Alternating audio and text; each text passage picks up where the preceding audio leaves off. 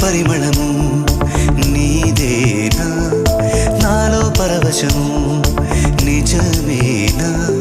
బొండు మల్లి పువ్వు కన్నా తేలికగు నీ సోకు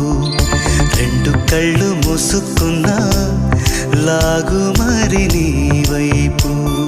సొగసును చూసి పాడగాయలా కనులకు